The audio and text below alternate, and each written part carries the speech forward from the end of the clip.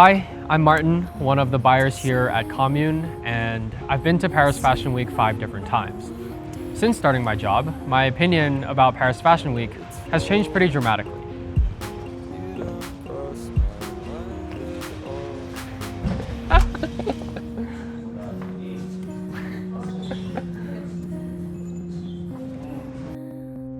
Before starting this job, almost all the consumption I had of Fashion Week was through the internet. And from what I can remember, the internet's portrayal of Fashion Week always seemed quite negative.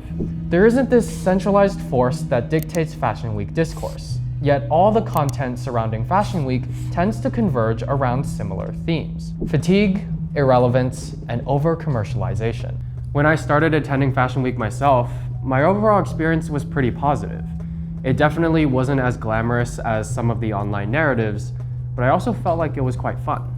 From what I've read, it seems like every designer out there is either burned out from the week's relentless pace, frustrated by the pressure to commercialize, or skeptical about Fashion Week's relevance in the industry. Let's call this phenomenon Fashion Week fatigue. To be clear, Fashion Week fatigue is real and widely corroborated by those we speak to within the industry. But the online narrative implies that fatigue is the only thing that people experience, and that, I believe, is not true. Which leads me to this investigation.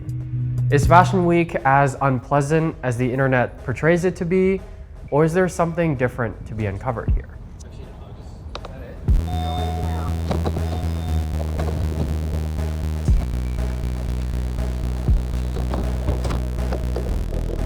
Thank you. Welcome to Paris. In Paris, we interviewed a bunch of people adjacent to the fashion industry, from designers all the way to chefs. And everyone agreed that Fashion Week is actually fun, contrary to the digital narrative that I was used to. To explore Fashion Week, we devised a framework that splits it up into sections. There are two main axes: temporal, which is day versus night, and functional, B2B versus B2C. The matrix helps us organize Fashion Week into 4 quadrants. The main activities for each quadrant are showrooms, runways, parties, and business dinners. Let's start with quadrant 1, showrooms. Hello, say hi. Everyone's tired and sweaty, but showrooms are where the actual business in Paris happens. You have the runways, you have the presentations, but inside the showrooms is where us, the buyers / PR, and everybody else takes a look at the collection and then is able to make an opinion about it, buy it, bring it into the stores, etc., etc. So right now we are on our way to the Gathering showroom, and they have chosen to show independently. So we'll be able to get an insight into what it's like to show in Paris without an agency, without a big showroom. And yeah, let's go. So Gathering is it's mainly just focused on textiles. Researching, developing, paying homage to older generations, older ways of making textiles, and then presenting them in a way where you can wear it anytime. And so we decided to do a full collection, a first proper full collection in January. People really loved it. I've just been inspired to continue. I'm originally from London. I think the London fashion scene is dry. I think most of the buyers do come to Paris rather than come to London or come to New York. We also take time out to go to Japan and Tokyo. So other than Paris and Tokyo, I don't think we're going to find the right people anywhere else. So that's the main motivation. The amazing thing and the main positive here about having your own showroom is you get to do it your way, and no one can tell you anything else. And that's the main thing. Being in a multi-brand showroom, you're never going to feel like number one, because there's only one number one in a multi-brand showroom, and that's the showroom. You can do stuff like on a really shoestring budget if you really push yourself and grow like that when you get proof of concept. And but it's tiring. It's so tiring and draining. You can hear it in my voice. So it is tiring, it's stressful, it's expensive. You have to think about a lot of stuff, but if you build the right tribe and the right community, just ask for help and anything can be done. So there is a concept called remote showrooms, which is what agencies like to say they have. There are a few select people who have literally built a business where they only work with remote showrooms. That's what I'm looking towards. I'm looking towards finding a partner who can support us in that way. As you start growing, you're going to need help. If you have like big dreams and like big aspirations, you need some like heavy hitters who can take that stress off your shoulder, so you can focus on, like you said, design, textiles, ideas, concepts. So it's like that. Out of the 4 quadrants, showrooming seems the least fun. It's mostly business driven and involves a high degree of risk, especially for a small brand like Gathering. It's clear that Hayder finds some joy in the showroom process, but is that joy tied to the format or the freedom to show independently? To better understand the alternative to showing independently, we spoke to a brand that shows with a large showrooming agency.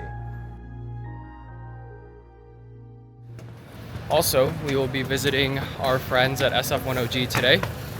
They show with a pretty large showroom that is called Untitled Paris. So, Untitled Paris is considered a pretty large showroom in general. Maybe not in terms of the exact names that they have in the showroom, but they do have a ton of brands inside. But yeah, we'll also be visiting them at some point. Okay. Hi, nice to meet you guys. My name is Jacob. I'm co-founder and creative director of SF10G. Depends on your positioning, but for us it was kind of the natural way, because in Berlin there are not that many buyers and we always thought of our community as a global community. So we wanted to place our clothes in international retailers, just like you guys. So it was pretty clear that at some point we would have to go to Paris, or either Paris or Milan, but for our brand Paris would make more sense. So yeah, that's why we started that. I would say on the long run we would definitely do a mono brand showroom just for ourselves, because then we can fully express the brand also in the showroom, like doing a whole like set design, a setup in the space, which would be super nice. But of course in Paris everything is super expensive, and when you're starting off it's super nice when you have other brands also bringing buyers, so you kind of have a pool of buyers from different brands discovering each other in the showroom also. Kind of, it's very good in the beginning. In general, it's of course always costs involved up front, so it's always a risk you take when you need to pay the agency and the space and everything, and then you might end up not selling much, which honestly in the first 1 or 2 seasons it was definitely like that for us. We really had to invest in the brand. Luckily we won a fashion prize prior, so we could invest that money to start our wholesale business. And yeah, I mean now it's working for us and we are growing every season, but in the beginning it's tough for every brand. Yeah. The risks of showing with a large showroom are pretty intuitive. With so many brands under one roof, everyone's competing for attention. That said, for many designers of SF10G's size, large showroom agencies are the only logistical option. Without them, most independent brands lack the capacity or gravity to pull buyers towards them in Paris. So despite all the logistical and strategic challenges, showrooming is still fun. Runways are supposed to be the most glamorous quadrant, so let's see if they're actually fun. For designers, runway shows are the most emotionally fraught moment of the year. Fashion Week is the apex of visibility, and with visibility comes scrutiny. Through the runway shows, a designer's entire season of creative labor is compressed into a 10-minute presentation. Not to mention, Fashion Week is a crowded, comparative landscape where each designer's work is measured against the full spectrum of global talent. We see this existential pressure compounded for young and independent designers. Right now, we are at Kartik Research's first Paris runway that's on calendar. Kartik also happens to be our neighbor. Yeah, I'm Kartik Kumra. I run a brand called Kartik Research out of New Delhi in India. We're in our store in New York today and we're talking about the show we just did in Paris. Fabulous, thank you. So Paris is sort of where the buying power is. That's the biggest difference because the press travels everywhere. But the biggest budgets are assigned to Paris for all of our big retailers. And so that's why like we do the showroom there. From India, like everything just becomes like a little bit more expensive, like flights, like bringing someone over, all of that is a little bit more tough than if we were like located in London. So you kind of want to do the show where your showroom is also there. It's a long-term like legacy builder. Like I think with the brand, you're trying to, at some level, look at this from like a how would this look 20 years from now if the brand goes to plan. Real bird's eye view, and then you make the small decisions today to align with what could be great in the future. And so that's sort of the reason why you do it. It's also like a bucket list thing. Like as a designer, like, it's something you want to do, just to, like say you did it, you know. And to be honest, for it to make like any financial sense, I think you already have to have like a pretty killer business that's profitable, and this is a luxury that you can afford to do as like a marketing thing as opposed to a necessity to exist. I think if you're looking at it from that way and you're, you know, taking on debt to put on a show, like please don't. Like it's not worth it. Yeah, it's a lot. So I think the first thing is when you're an independent brand, you're sort of putting the pieces together. Like, you know, you have to find a casting director, a production company that can help like execute. Finding the location's a big expense. Typically because like Converse helped out with this and we have a relationship with Nike, they had like a cultural center that they were sponsoring. So they gave us the location for free, which was clutch and like very helpful. Then around that, all the different things like lighting design, music, set design, security, like PR, the preparation space, hair test, makeup, models. Yeah, it's just a logistical nightmare, man. Like the prep space that the production company booked was like, when you take the train, you have to go up like 300 stairs to get up to it, because there's all these hills in like northern Paris, right? So every model is coming in like sweating because they had to walk up for the casting. And yet, there's no guarantee. A well-received show doesn't always mean commercial success. That said, runways are still fun for the designers. Although they're the apex of pressure, they're also the apex of artistry. Yeah, I like it. I think, you know, the first time I went, when I was 22 or 20, just turned 23 maybe, I was like by far the youngest person there, at least amongst the people that I met. So it was a little bit challenging. But then when you're also like walking around there and you don't really know anyone, it can feel like quite exclusionary. And you don't get a sense that you're really functioning as a member in that space. Now it's more fun because like you have so many friends, you connect with so many designers and you get to hang out with them during the week. Our showroom specifically is like a bunch of these like British geezers, like 40-year-old dudes that, you know, they're away from like the wife and kids, so they're like just having fun the whole week. So it's a good vibe, and like the buyers really like hanging out in the showroom as well. So at night I'll typically hang out with those guys or like a different designer or something, and there's always stuff happening, man. It's once you sort of figure out that thing and get over those initial, you know, anxious hurdle, it becomes a really fun experience. All right, so we are out of the Kartik show. I think, how do I explain this? The first like 30 seconds were pretty incredible. I think the show is titled How to Make It in India, and I think it kind of speaks towards like Kartik being one of the first like major menswear brands to really make it out of the region.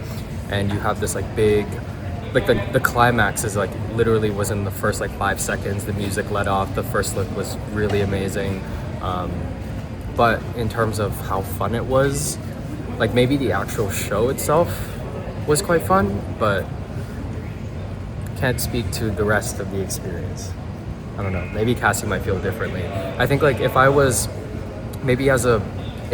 actually a buyer for Kartik, I guess a disclaimer, I am not.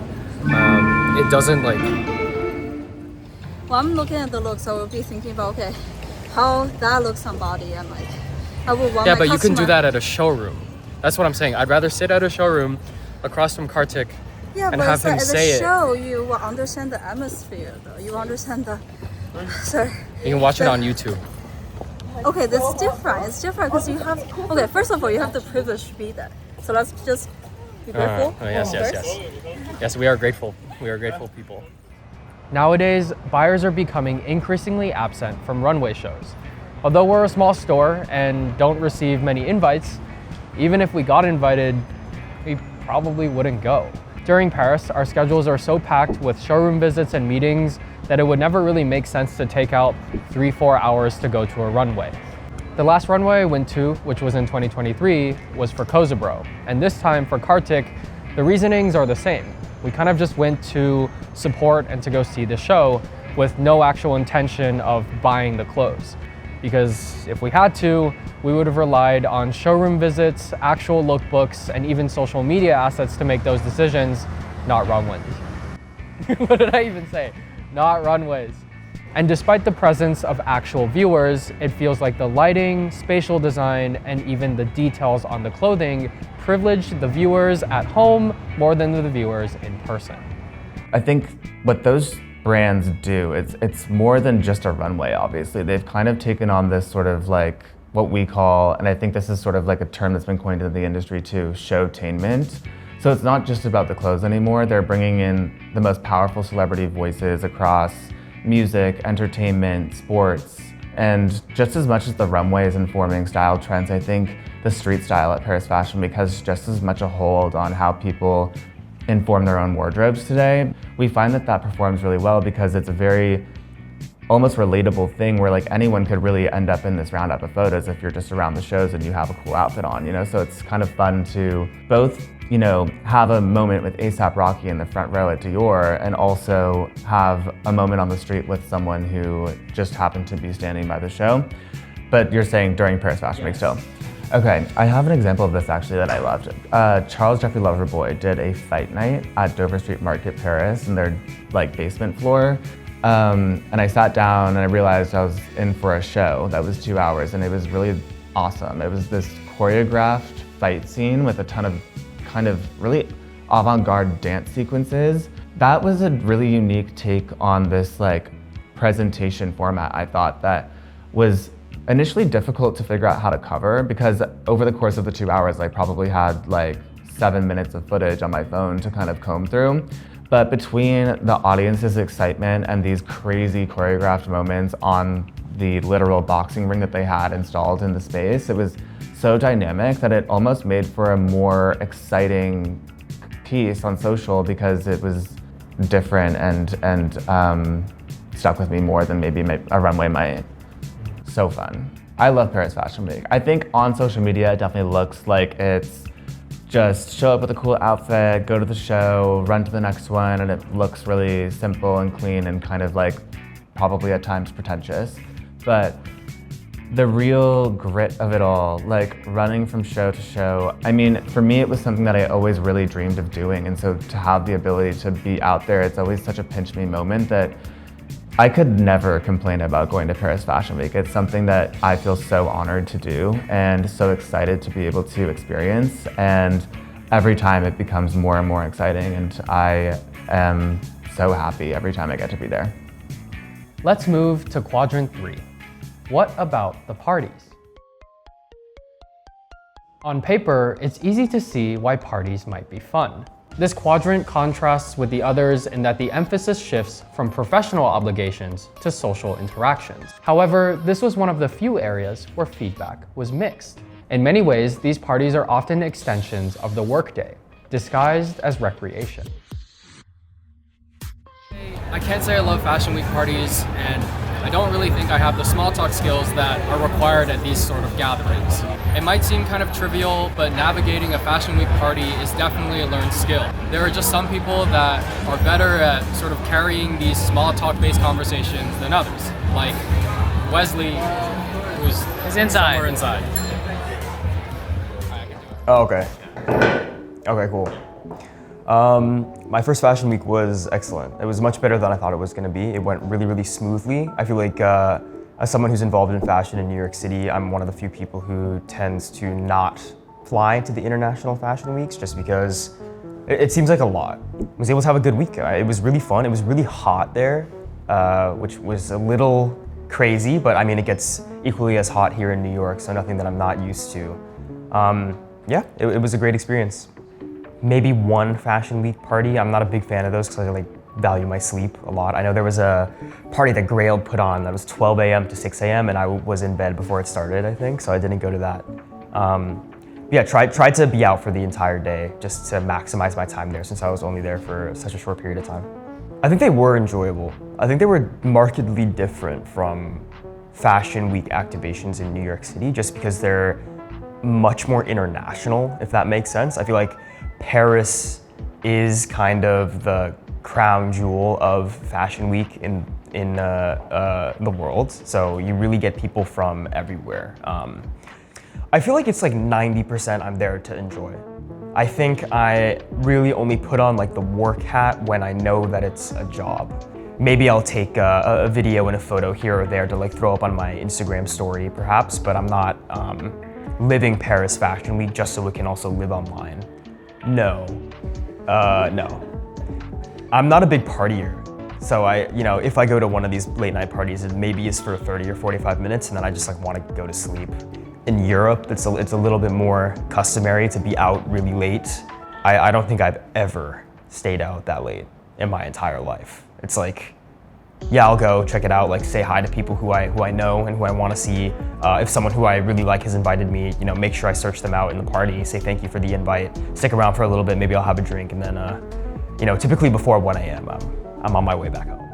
People tend to overlook the obligation of influencers at these parties. Although they're the ones that are supposed to be having fun, their presence is often under surveillance. When a brand invites an influencer or a content creator, there's an implicit expectation that these influencers will create social value, even though they can't control whether that value materializes. There's a strange circularity to it. Influencers are invited to generate visibility, but the invitation itself is contingent on past visibility. Parties are what people on the outside think Fashion Week is all about. And maybe that's the point. All right, finally we've arrived at quadrant 4, business dinners. Here's the thing on my opinion with Paris food in general. This is my 5th or 6th time in Paris during Fashion Week. We end up frequenting the bakeries the most and then kind of end up eating at whatever restaurant that our friends take us on dinners. Like I literally don't remember any of the names. All I know is that we were taken, and that's it. So, we're gonna go investigate some fine dining today and figure out how Paris Fashion Week affects them. So I'm Margot, I'm the owner of the restaurant Au Bon Cru. So I have a twin brother, Félix. We own 6 restaurants together. Alors, je m'appelle Guillaume Carlier, je travaille en cuisine depuis une trentaine d'années. J'ai fait un tour d'horizon de beaucoup de choses en cuisine, plein de choses différentes. We have Au Bon Cru here, it's our first place. We are really glad to have this place, which is a typical French bistro, really popular and affordable. For us, it's really important weeks during the season. When there is a fashion week, we know that we will have a lot of customers who wants to eat French, to live French, to breathe French, to drink French. So we know that we are a good target for them. We are really authentic. We propose French cuisine. L'objectif était de faire une cuisine traditionnelle française, donc revenir aux racines et aux basiques. We don't adapt our kitchen to them. So if people during the fashion week come to our places, they know that they will be close to Parisian, to family, to friends, and they also will meet some fashion people. We are lucky because we are almost fully booked during the year, so it's more the client that changes. We also have to explain that it's not possible to change our cuisine or to change ingredients in the recipe for them. Je pense que ce que viennent chercher les touristes ici, c'est l'authenticité et la véritable cuisine traditionnelle française. Obviously, if he doesn't want to eat meat or fish or anything, we will try something else, like making rice with vegetables. It's really important to see people happy, but if the client is not nice or if he doesn't want to be here or if it's not open-minded or aware of what we can offer, it will be more difficult, but we will do it. Is running restaurants in Paris during Fashion Week fun for you? Yes, it's so fun because I